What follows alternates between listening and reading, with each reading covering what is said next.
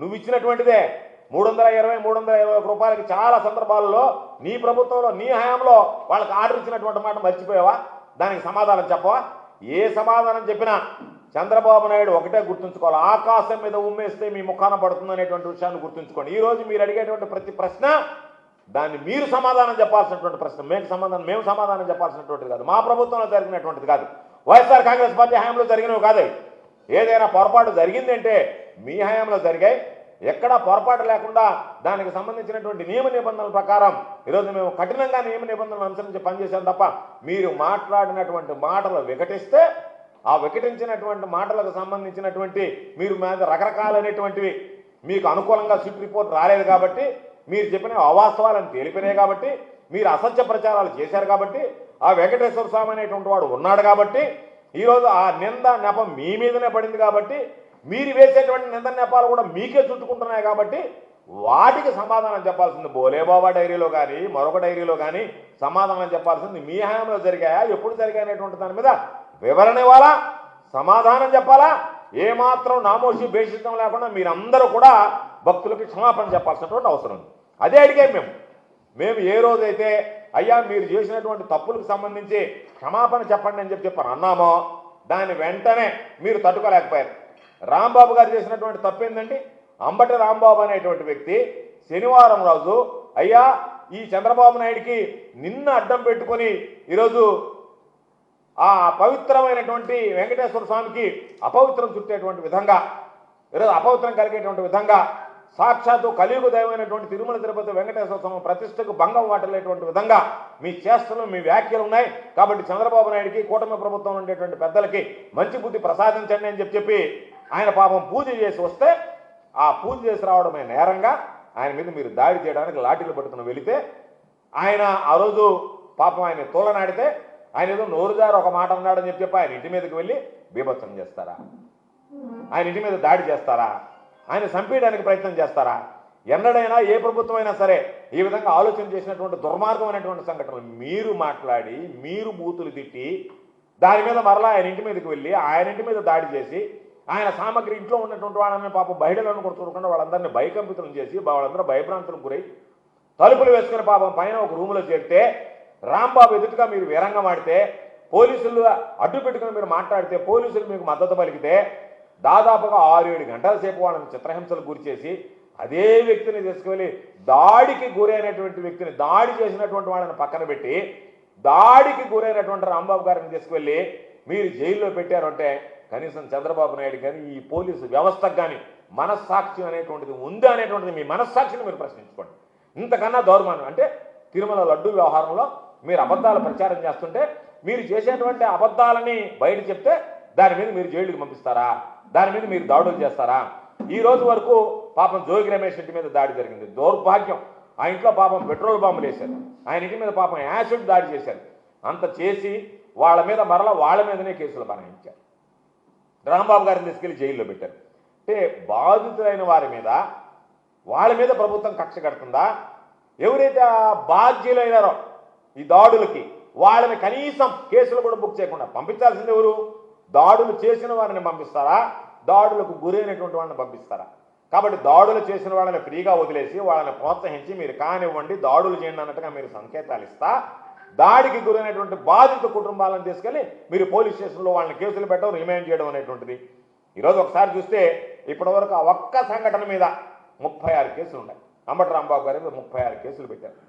అంటే ఎక్కడెక్కడో నెల్లూరు జిల్లాలో కూడా మనుబోలు పోలీస్ స్టేషన్లో ఒక కేసు నమోదు చేశారు. పోలీసులు ఈ 36 కేసులకు సంబంధించి ఎప్పుడో పోయిన సంవత్సరం ఒక మెడికల్ కాలేజీకి సంబంధించి ప్రైవేటీకరణ విషయంలో పాపం ఆయన వస్తుంటే ఆయన్ని అడ్డుకొని ఆ సిఐ దుర్భాషలాడితే ఆ దుర్భాషలాడినటువంటి సిఐని వదిలిపెట్టి ఒక మంత్రిగా పనిచేసినటువంటి వ్యక్తి మీద అన్యాయంగా పాపం ఆ అధికారి పోలీస్ అధికారి ప్రవర్తిస్తే దాన్ని పక్కన పెట్టి ఈయన మీద కేసు నమోదు చేసి ఆ కేసు మీద ఈరోజు పీటీ వారెంట్ వేసి మళ్ళా కోర్టుకి పిలిపించి మళ్ళా ఈరోజు ఇంకొక కేసులో రిమాండ్ ఇచ్చారు. అంటే మీ ఉద్దేశం ఏంది?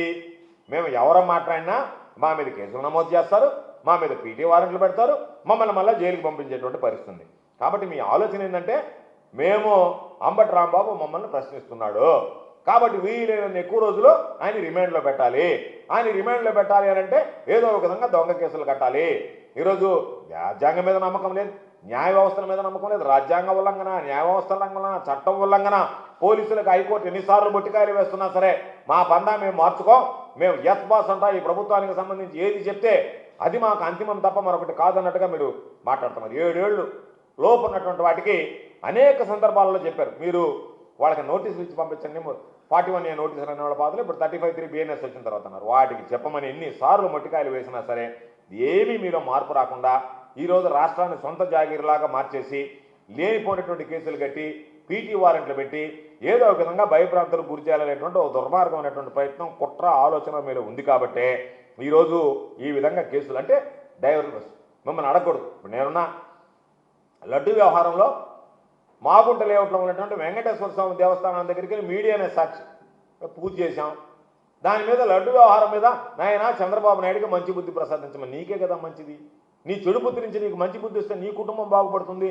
నీలాంటి ఈరోజు ఇంకా నీకు ఒక 2 ఏళ్ళు 3 ఏళ్ళు టైం ఉంది పాలించేదానికి. ఆ పాలించే టైంలో నీకు మంచి పేరు రావాలా, మంచి బుద్ధి రావాలని నీకోసరం మేము మొక్కితే మా మీద కేసులు పెట్టడం ఏందయ్యా చంద్రబాబు? నాకు అర్థం కాలేదు. నువ్వు బాగుండాలా, నీ చెడు బుద్ధి మారాలా, నీకు మంచి బుద్ధి ప్రసాదించాలని చెప్పి కోరితే నాకు మంచి బుద్ధి ప్రసాదించమన్నాడు కాబట్టి నేను చెడు బుద్ధి కలిగినటువంటి వాడిగా ఉండాలా, ఈయనెవరు నాకు మంచి బుద్ధి ప్రసాదించడానికి? ఒకవేళ ఈయన మాటలు విని ఆయనే నాకు మంచి బుద్ధి ప్రసాదిస్తే వెంకటేశ్వర స్వామి అంతకన్నా అపచారం ఇంకోటి ఉందా? కాబట్టి మీరు ఈయన మీద కేసు పెట్టండి అని చెప్పి నా మీద కేసు పెట్టింది. అంటే మేము ఇంకొకసారి నీకు మంచి బుద్ధి ప్రసాదించమని చెప్పి కోరుకోకూడదు. కోరుకుంటే నాకున్నటువంటి మెయిన్ బేసిక్ క్వాలిఫికేషన్ ఏదైతే ఉందో ఆ చెడు బుద్ధి అనేటువంటిది దెబ్బతినిపోద్ది. కాబట్టి మంచి బుద్ధితో నేను పరిపాలన చేయలేను. నేను పరిపాలనకు వచ్చిందే రామారావు దగ్గర వెన్నుపోటు పొడిచినప్పటి నుంచి చెడ్డ ఆలోచనలు, చెడ్డ బుద్ధితో వచ్చినటువంటి వాడిని కాబట్టి ఆ చెడ్డ బుద్ధితోనే నేను అందరం ఎక్కినటువంటి వాడిని కాబట్టి ఆ చెడ్డ బుద్ధి కొనసాగాలి తప్ప మంచి బుద్ధి కోరమని మీరెవరే అని అడగడానికి అని చెప్పి దాని మీద ఒక కేసు పెట్టారు. సరే, బాగుంది. ఆ తెల్లవారున రాంబాబు జరిగిన తర్వాత పొదలకూరుల కార్యకర్తల సమావేశానికి వెళితే ఆ కార్యకర్తల సమావేశంలో నేను అనరానటువంటి మాటలు మాట్లాడి ఈ జిల్లాలో శాంతి భద్రతలు మొత్తం విఘాతం కలిగించి మతాల మధ్య, కులాల మధ్య చిచ్చు ఏర్పడిపోయింది. ఏం ఏర్పడిపోయింది? ఎక్కడేం గొడవ జరిగింది? ఎక్కడ లేదే, ఏమి జరగలేదే. జరుగుతుందని చెప్పి ఒక అక్రమ కేసు బనాయించారు. దాంతోపాటు అక్కడ కండలేరుకి సంబంధించి రైతులకు సంబంధించి రాయలసీమ లిఫ్ట్ ఇరిగేషన్ ఇబ్బంది పడుతుందంటే దాని మీద ఒక కేసు పెట్టారు. నేనేదో శివాలయం దగ్గరికి పోయి అయ్యా శివాలయం భూములు సోమిరెడ్డి కొట్టేశాడని చెప్పంటే ఆయన ఈ మాట అన్నాడు. నేను అన్న మాటను మీరు తీసుకోవాలి తప్ప దానిలో మాకు రెండో మాట ధ్వనిస్తుందంటే ప్రతి దాంట్లో ధ్వనిస్తుంది. నీకు ఆ మాట గురించి ఎందుకు వచ్చింది? మీ బుద్ధి ఎది కదా. మేము ఒక మాట అన్నా ఆ మాటను తీసుకో ఉందాగా ఆయన అన్న మాటలో రెండో అర్థం ధ్వనిస్తుందంటే దాని మీద ఒక కేసు. అంటే మీకు ధ్వనిస్తే కేసేనా? వాస్తవం మాట్లాడింది కదా. ఇప్పుడు నేను మాట్లాడిన దాంట్లో మాకు 2 అర్థాలు కనపడుతున్నాయని చెప్పి మీ అర్థం మీరు ఎత్తుకుంటే మీ బుద్ధి అది కాబట్టి దాని అర్థం ఎత్తుక్కుంటున్నారు మీరు. అందుకని మాకు ఈ అర్థం వచ్చింది కాబట్టి దీని మీద కేసు.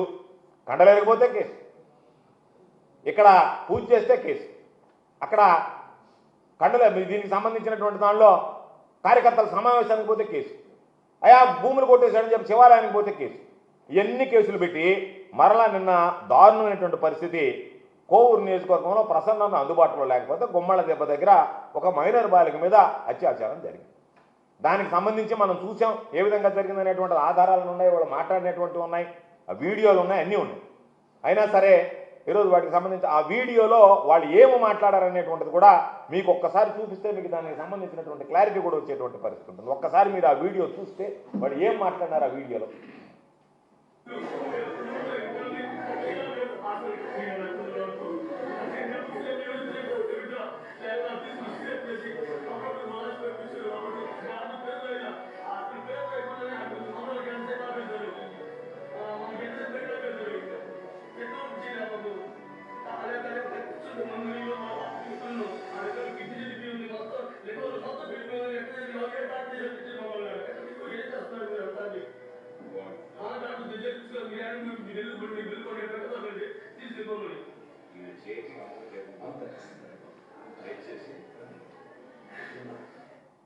తండ్రి ఆవేదన చూశారు. ఆయన ఏమన్నాడు? నా బిడ్డకి సంబంధించి ఎటువంటి వైద్యం అందించకుండా వాళ్ళు అక్కడికి వెళితే, మెడ్రాస్కి వెళితే దానిలో నా బిడ్డ ఈరోజు చనిపోయింది, దానికి కారకులు ఈ ప్రభుత్వం, పోలీసులు అని చెప్పి ఆయన చెప్పడం జరిగింది. మేము మిమ్మల్ని అడిగేది సూటిగా, ఈరోజు గుమ్మళ్ళ దెబ్బకు సంబంధించి జరిగినటువంటి సంఘటన ఏంటి? వాళ్ళు గంజాయి మత్తులో ఆ పిల్లని తీసుకెళ్ళి ఆ చిన్న బిడ్డ చేత విషం తాగించారు. అది మీరు ఒప్పుకుంటున్నారు తాగించారని. ఆ తర్వాత ఏం జరిగిందనేటువంటిది పోలీసు విచారణ లేకుండా, దాని గురించి పట్టించుకోకుండా, కనీసం ఈ ప్రభుత్వానికి పోలీసుకి ఏదైనా సరే అసలు ఈ రాష్ట్రంలో పరిపాలన ఉంది అనేటువంటిది ఉంటే, చిన్న బాలిక మీద అఘాయిత్యం జరిగితే ఆ బాలికను తీసుకెళ్లి కోవూరు హాస్పిటల్లో పెట్టారు. కనీసం ఆ బిడ్డ విషం తాగిందని వాళ్ళు కంప్లైంట్ ఇస్తే స్టమక్ వాష్ చేసేటువంటి గతి లేదు పాపం. అది అతను అనేటువంటి ఆవేదన. వాళ్ళు కనీసం నా బిడ్డ తీసుకున్నటువంటి విషయాన్ని కక్కించుంటే, నా బిడ్డ కిడ్నీలు పాడయ్యాయి, మీరు ఈరోజు తీసుకొస్తారా మా దగ్గరికి అని చెప్పి మాట్లాడారు డాక్టర్లు అని చెప్పి. అంటే మీరు నేరుగా తీసుకెళ్ళి అక్కడ అంటే నిర్లక్ష్యంగా ప్రభుత్వ యంత్రాంగం కానీ పోలీసులు కానీ ఎంత నిర్లక్ష్యంగా వ్యవహరించారంటే, గంజాయి మత్తులో ఉన్నటువంటి ఆ మైనర్ బాలురు ఎవరైతే ఉన్నారో వాళ్ళు మైనర్ బాలిక మీద అఘాయిత్యానికి పాల్పడి విషం తాగిస్తే, విషం తాగించారని చెప్పి ఆ బాధితుల తల్లిదండ్రులు తీసుకొచ్చి మీ దగ్గర ఫిర్యాదిస్తే, వాళ్ళే ఆ మైనర్ బాలుని తీసుకొచ్చి మీకు అప్పచెప్తే మీరు నేరుగా కోవూరు హాస్పిటల్కి పంపించి, కోవూరు హాస్పిటల్ నుంచి వాళ్ళు మా వల్ల కాదంటే నెల్లూరు హాస్పిటల్కి తీసుకొచ్చి, నెల్లూరు హాస్పిటల్లో పాపం ఆ పాపకు సంబంధించినటువంటి పరిస్థితి విషమంగా తయారు కావడంతో హడావిడిగా నెల్లూరులో ప్రైవేట్ ఆసుపత్రిలో చేరిస్తే మీ భాగవతం అంతా బయటపడుతుందని చెప్పి, మీ బొంకంతా బయటపడుతుందని చెప్పి నేరుగా మెడ్రాస్లో స్టాన్లీ హాస్పిటల్కి మార్చారు. వాళ్ళు అడిగేది ఏంది, నెల్లూరులో హాస్పిటల్ లేవా, మాకు రక్షణ లేదా? ఇక్కడ ప్రభుత్వ వైఫల్యం, పోలీసు వైఫల్యం ఏంటి? మీరు ఆ గంజాయికి సంబంధించి ఈరోజు పట్టణాల్లో ఉండేది, అవి చిన్నగా సిటీస్కి వచ్చాయి, అక్కడి నుంచి గ్రామీణ ప్రాంతాలకు వచ్చాయి. మీరేం చెప్పాడు చంద్రబాబు, ఒక్క నెల రోజుల లోపల మీ గంజాయి రహిత ఆంధ్ర రాష్ట్రం అన్నాడు, మరలా 3 నెలలు అన్నాడు, ఒక ఆడదాని మీద కనుక చేయబడితే అది వాడికి ఆఖరి రోజు అన్నాడు. ఇవన్నీ చెప్పిన తర్వాత ఈరోజు గంజాయి విచ్చలవిడిగా గ్రామాలకు పాకుతుంటే, ఆ గంజాయి మత్తులో యువత ఈ విధంగా పెడదారిన పడుతుంటే, దానికి ఆ గంజాయి నిర్మూలించడంలో వైఫల్యం చెందినటువంటి ఈ ప్రభుత్వం బాధ్యత వహించాలా లేదా? దీనికి సంబంధించి సర్కారీ హత్య కాదా? దీనికి ఎవరు బాధ్యత వహించాలా? నెంబర్ 1. నెంబర్ 2, ఈ ఇన్సిడెంట్ జరిగిన తర్వాత మీరు ఎటువంటి చర్యలు తీసుకున్నారు? ఏమి నెల్లూరులో ప్రైవేట్ హాస్పిటల్కి ఎందుకు తీసుకువెళ్ళలేకపోయారు? ప్రభుత్వ ఆసుపత్రులు మీకు వైద్య పరికరాలు లేకపోతే, వైద్యులు లేకపోతే? ఈరోజు మీరు నేర్చుకోండి. పరిపాలన లేకపోతే మా మీద పడి అల్లాడడం కాదు, మా మీద గురించి మాట్లాడడం కాదు. ఈరోజు కావాలంటే నెల్లూరు జిల్లాలో విచారణ చేయించండి.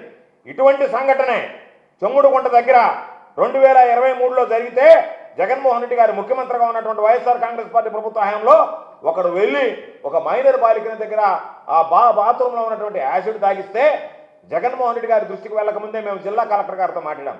జిల్లా కలెక్టర్ గారు నేరుగా తీసుకొని నెల్లూరు అపోలో హాస్పిటల్లో పెట్టాడు. వాళ్ళ చేతిలో 50,000 రూపాయలు డబ్బులు ఇచ్చాడు ఖర్చులకి. మొత్తం వైద్య ఖర్చులన్నీ ప్రభుత్వం భరిస్తుంది, జిల్లా యంత్రాంగం భరిస్తుంది అని చెప్పాం.